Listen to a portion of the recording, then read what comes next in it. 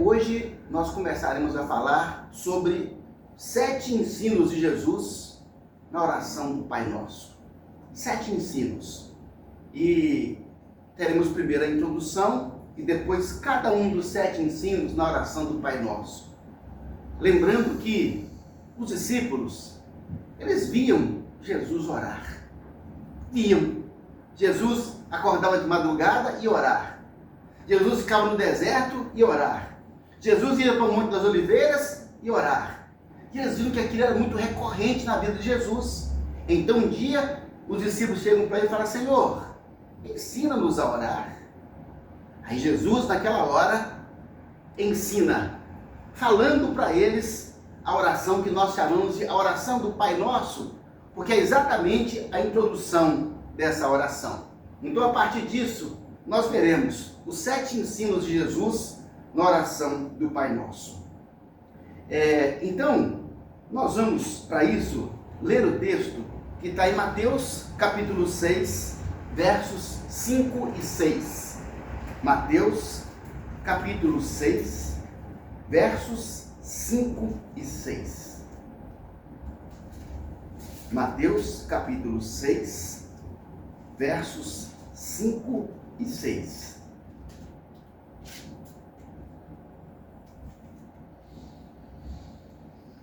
Diz assim a palavra de Deus.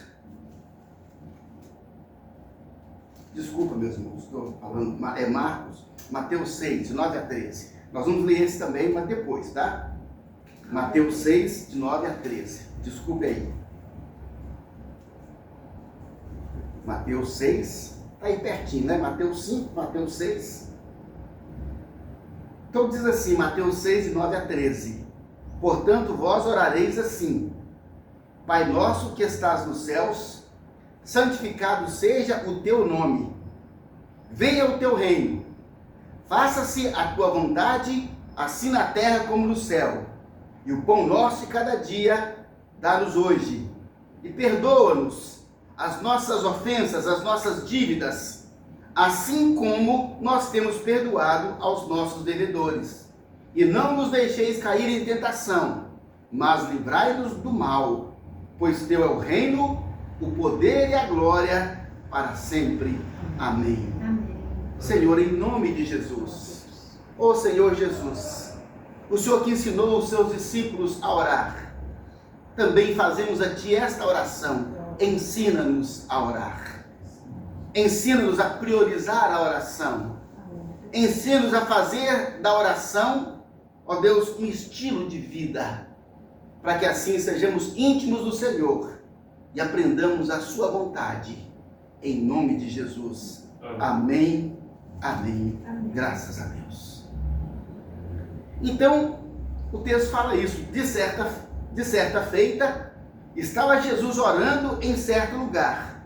Quando terminou, um dos discípulos lhe pediu: Senhor, ensina-nos a orar. Quer dizer que eles viram Jesus orando e eles desejaram orar. Daí nós entendemos, meus queridos, a força que o exemplo tem, a força de uma atitude, e principalmente se essa atitude é uma atitude de relacionamento com Deus. Vejam só que o mundo hoje, ele está ávido e está carente de exemplos. As pessoas querem olhar para nós e dizer: olha, eu quero também fazer isso. Porque é que nós temos aí todos os dias uma explosão na internet dos tais de influencers. Que tanto de influencer é esse? Não é? E nós vemos que são influencers, pessoas que influenciam os outros. Mas aí você pensa, quais são os valores que essa pessoa de fato tem para influenciar o outro?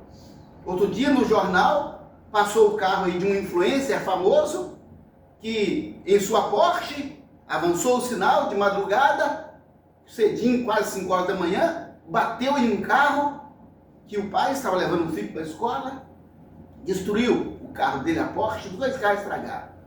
E aí o influencer falou assim: estraguei o carro, vou comprar outro. 1.600.000. Aí a namorada dele estava com ele e falou assim: aquele carro do tiozinho lá, aquilo é lixo para nós. Quer dizer, o carro do tiozinho lá é lixo para nós? A vida daquele tiozinho lá é lixo para nós? A vida do filho dele que estava no carro é lixo para nós? Esses são os influenciadores da atualidade. Esses são os influenciadores. E eu fico pensando, peraí, será que a influência cristã está tão fraca? Ou será que o mundo é que está tão decadente que busca se espelhar em pessoas que não têm valores essenciais de ética, de moralidade para ensinar? Porque não tem nada que eles possam ensinar. Então, quando as pessoas nos veem agindo de forma correta, ainda que seja um contrassenso, ainda que seja um tráfego na contramão, as pessoas vão olhar e dizer, olha, ele está orando, e poderão seguir o nosso exemplo, ou poderão nos criticar, ou poderão zombar de nós, mas isso significa que a nossa atitude, ela ficou em evidência. Isso significa, quando a Sara estudava no UFMG, estudou lá um período só que não podia ficar mais. No refeitório do bandejão, ela serviu a comida, sentou à mesa e inclinou para orar. Quando ela abriu os olhos, havia um rapaz em pé, em cima da mesa, na frente dela, falando, aqui gente, ela está orando, agradecendo a Deus pela comida, e riu zombeteiramente. Subiu em cima da mesa onde ela estava. Quer dizer, o que é isso, hein? Porque a oração, ela pode deflagrar essas situações. E a tentativa do inimigo é intimidar.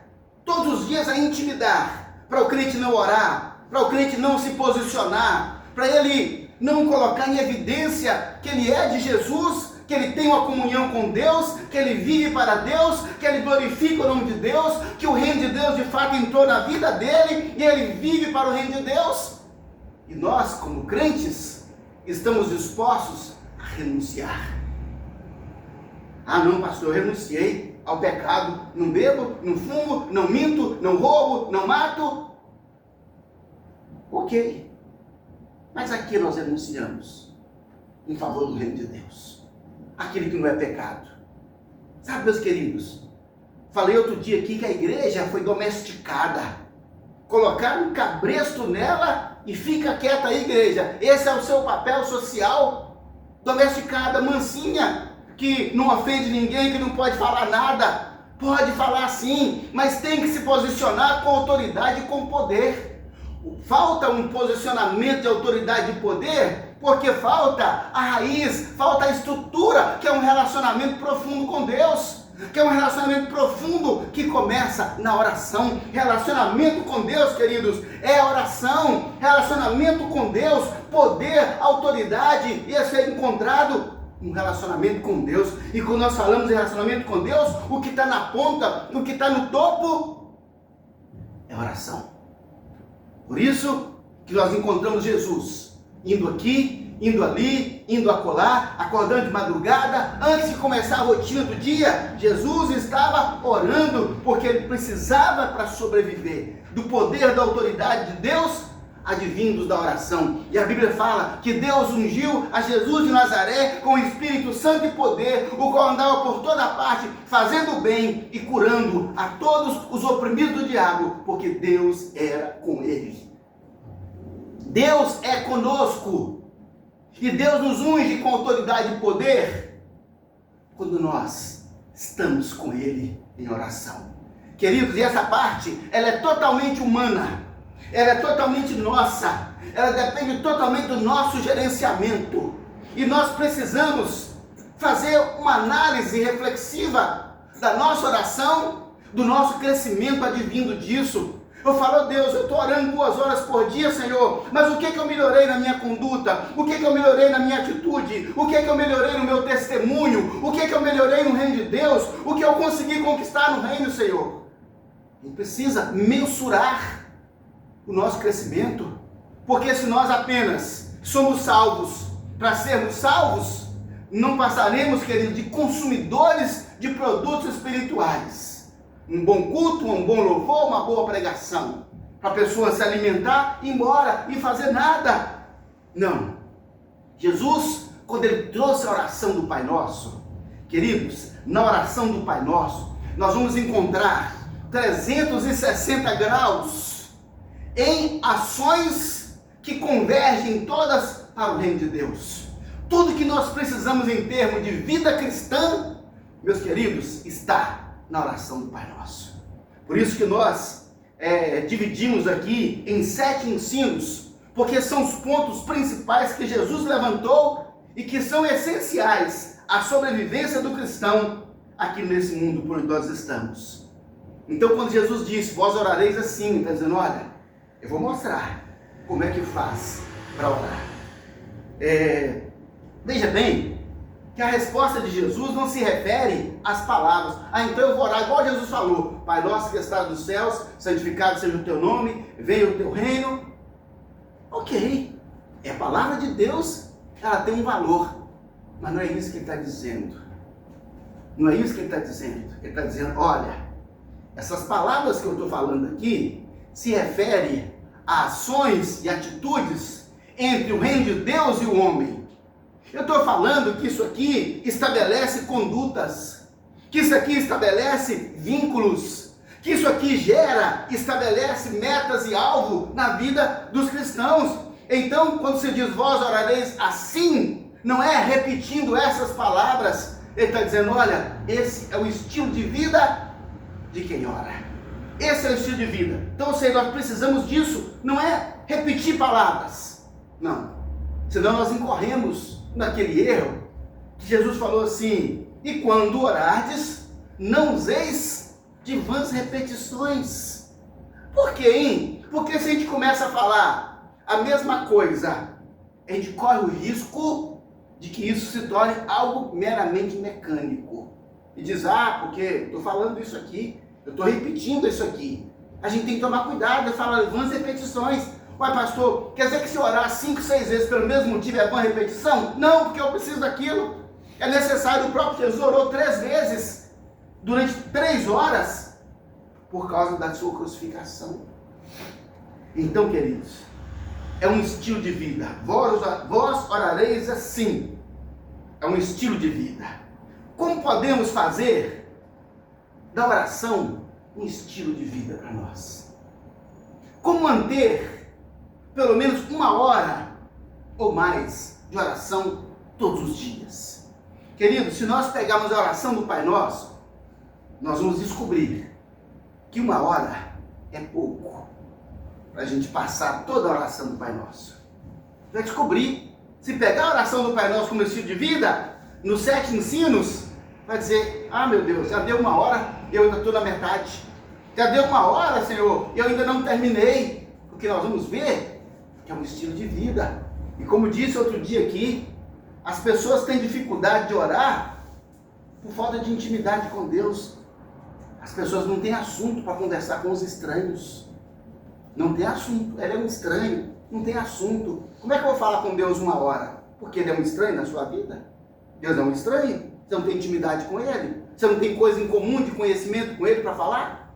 Então, queridos, Jesus veio trazer correções para ajustar todas essas coisas. E as pessoas me perguntam, pastor, como é que a gente faz para orar 1 hora?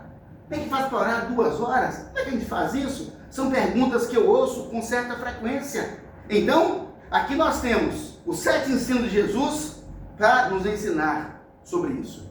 Mas agora é a introdução. E na introdução, eu quero mostrar algo que Jesus já havia estabelecido antes dessa oração do Pai Nosso.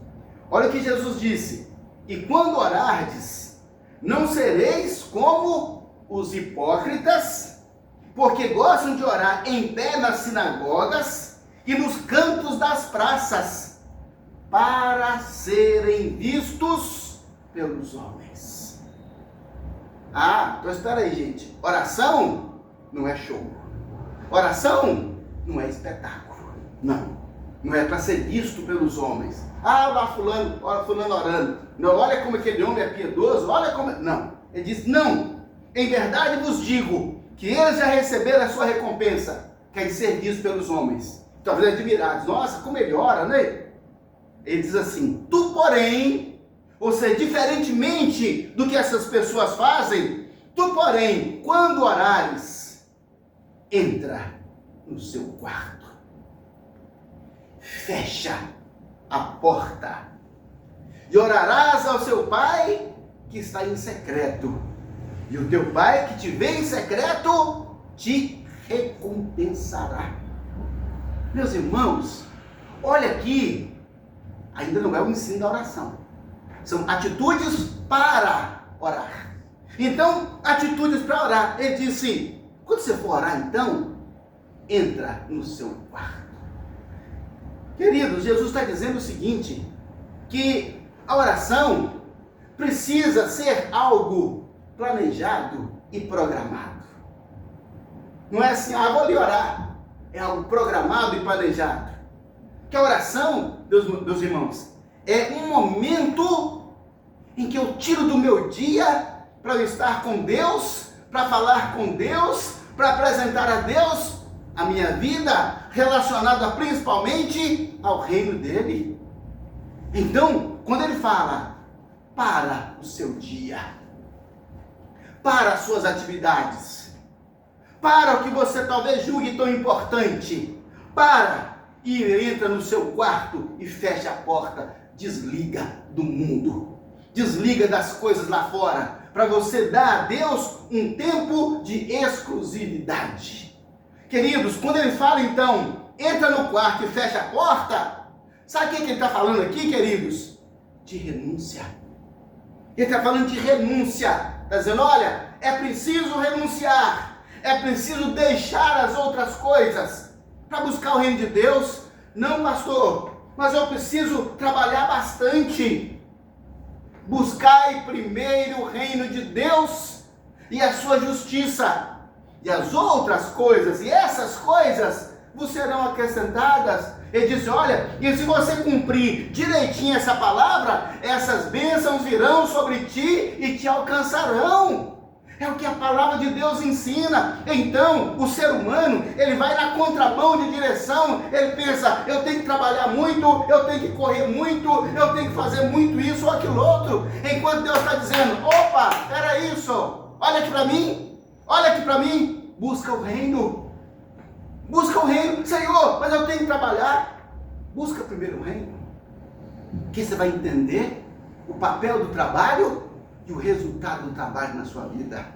Mas as pessoas, meu Deus, por não entenderem o reino de Deus, por não entenderem a oração do Pai Nosso, sabe o que essas pessoas fazem? Elas se centralizam na vida secular, na vida nesse mundo, priorizando aquilo que não é prioritário, priorizando aquilo que elas não vão levar consigo para a eternidade, e gastam a vida. E eu falei outro dia, isso é uma idolatria.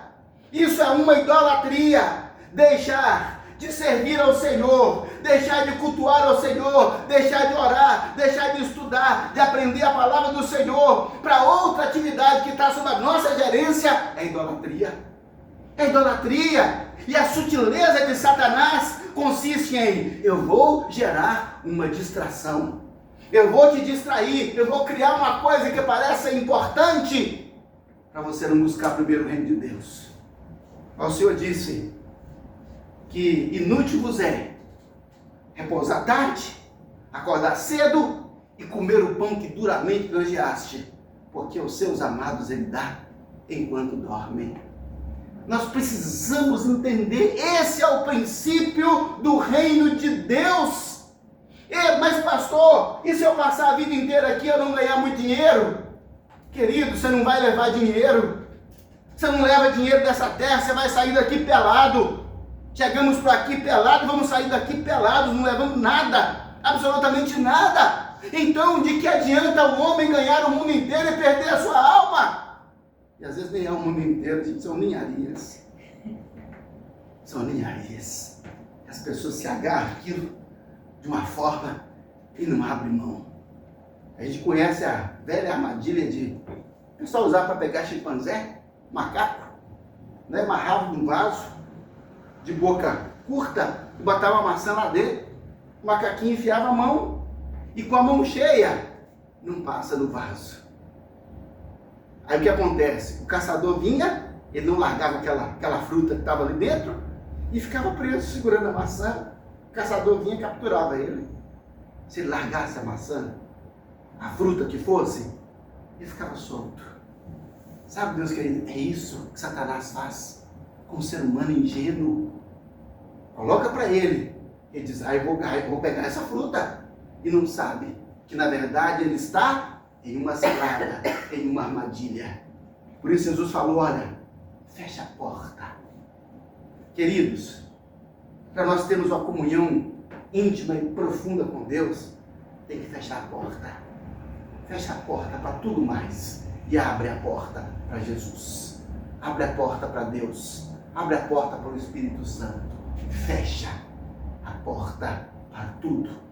É isso que significa, entra no seu quarto e fecha a porta.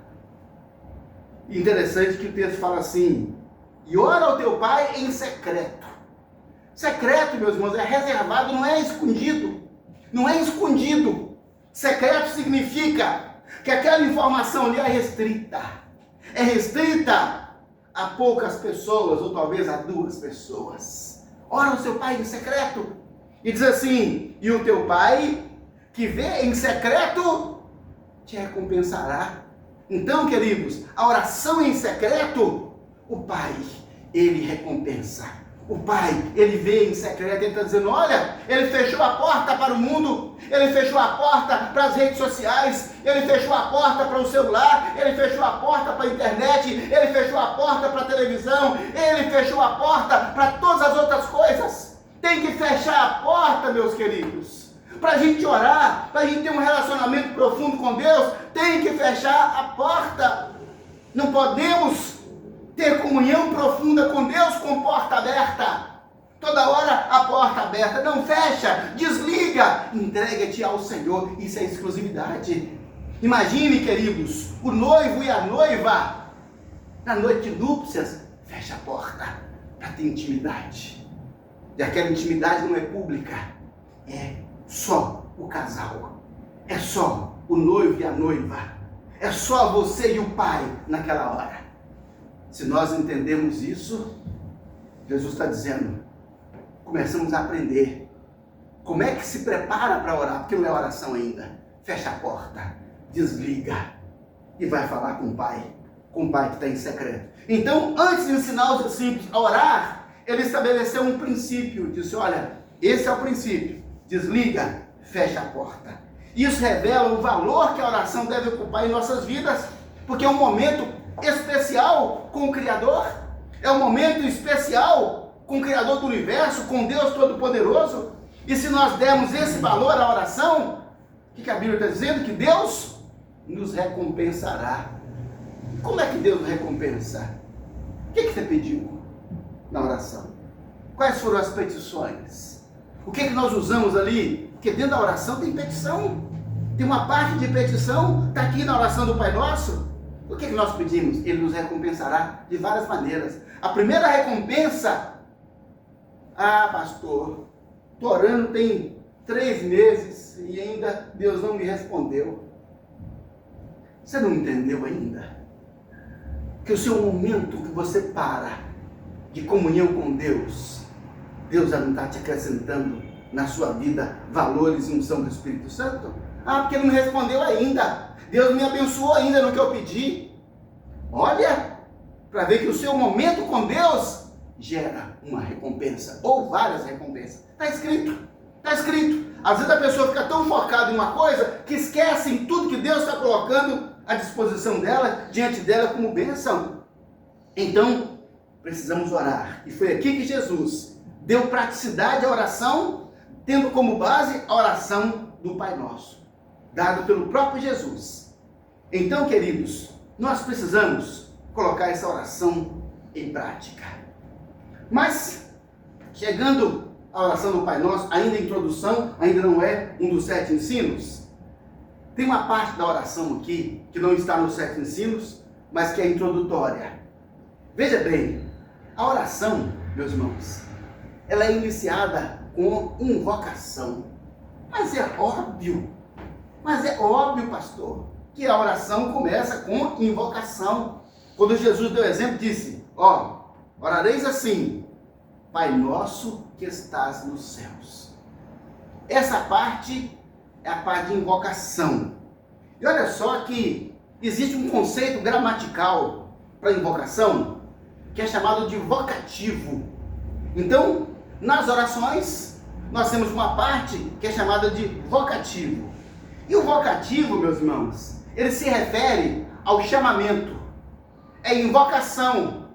É a pessoa a quem nós nos dirigimos, nós o chamamos para a conversa. E então, a invocação, ela é fundamental que nós a tenhamos na nossa prática do dia a dia.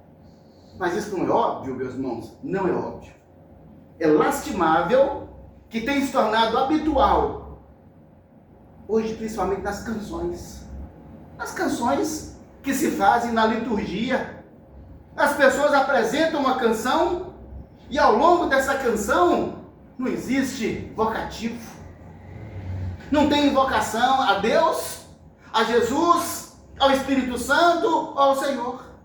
Simplesmente a música começa falando. Ora, quando nós nos dirigimos a uma pessoa, primeiramente é educado que nós a chamemos pelo nome. Fulano, quando Deus se dirigiu às pessoas, Deus usou o vocativo. Deus os chamou pelo nome. Moisés, Moisés, lá na sarça ardente. Quando Deus chamou Samuel, Samuel, Samuel, Samuel, quem está me chamando? Deus usou o vocativo. Então, quando Deus fala com o homem, ele se dirige àquela pessoa. É para você que eu estou falando. É contigo que eu estou falando. E chama aquela pessoa pelo nome.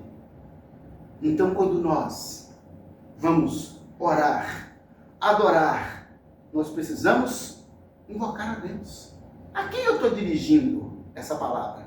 Ó, você está muito displicente, viu? Estou falando com quem? Ó, você está muito displicente. Há muitos vocês. Tem que não falar o nome. A quem nós estamos falando? Ah, meus irmãos. Ah, eu estou falando então a todos, aos irmãos.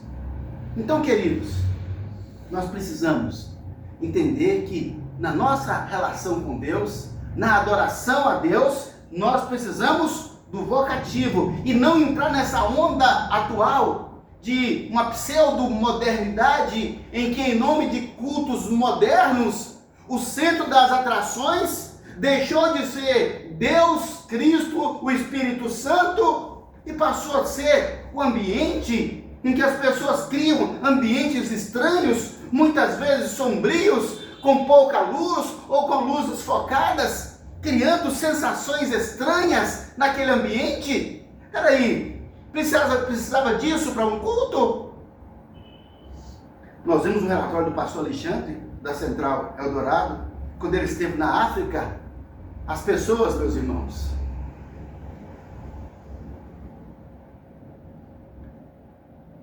está displicente.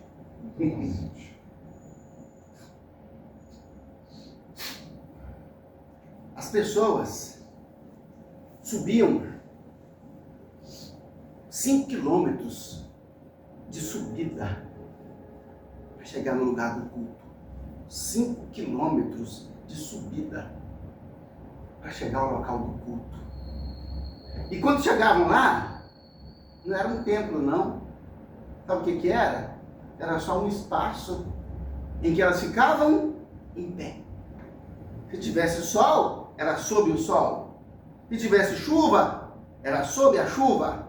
Não tinha cadeira, não tinha coisas como nós estamos acostumados. E as pessoas faziam aquilo, e as pessoas abriam mão, e as pessoas se esforçavam, quantas pessoas subiam ali para ter um momento de culto, aquela exclusividade só para Deus. É um fechar de portas. E esse fechar de portas, queridos, depende de cada um de nós. Depende da pessoa. Diz, olha, quando nós fazemos uma escolha, nós fazemos também uma renúncia. A que nós renunciamos? Não é pecado. A que nós renunciamos? Eu comentei outro dia, alguém perguntou assim, professor, pastor, você é policial? Você reformou como major, como capitão, como coronel? Eu falei, não, reformei como segundo sargento. É mesmo? É. Por quê? Porque eu abri mão da minha carreira.